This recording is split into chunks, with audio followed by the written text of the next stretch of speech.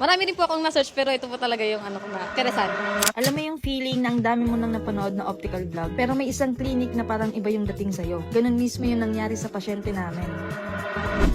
Ask ko lang, saan po kayo galing bago kayo napunta dito at kailan nyo napanood yung video? Kahapon lang po dun sa nagtatrabaho po kasi ako sa Trinoma. Tapos balak ko na yung mapunta ng Quiapo. Balak ko po na dumaan na lang magpa-check up na lang po sa mata. Tapos nag-search po ako. Nakita ko po yung Transi sa online. Ano po yung nakapagkuha ng attention nyo? Bakit kami po yung napili nyo, ma'am? Yung salamin po na maganda na attract po kasi ako dun sa salamin na maganda. Marami din po akong na-search pero ito po talaga yung ano ko na interesante. Sige po, pa-check up na po tayo. Thank you po. Narinig mo yon, hindi kami yung pinakamura, hindi kami yung pinakamalaki, pero ang importante, kami yung nakakonect sa kanya. Dito sa Transy, hindi minamadali ang check-up. Step by step, chinecheck ng mabuti ni Doc yung grado, eye health, at kung ano talagang kailangan niya. Tumulong din kami sa pagpili ng frame niya para bagay sa face shape niya, lifestyle niya. Ang importante, yung makakatulong sa everyday screen use niya. At yun ang pinaka-goal namin, hindi lang basta magbenta, kundi magbigay ng experience na may tiwala, alaga, at quality. Kaya kung ikaw ay naghahanap ng trusted and magandang service na optical clinic, visit mo na ang Transy Eyeglasses. Dito lang kami sa QQ Mall, Quiapo, Manila. Merong available parking dito simula 4th floor hanggang 7th floor. So message na at naka buy one take one kami ngayon. See you!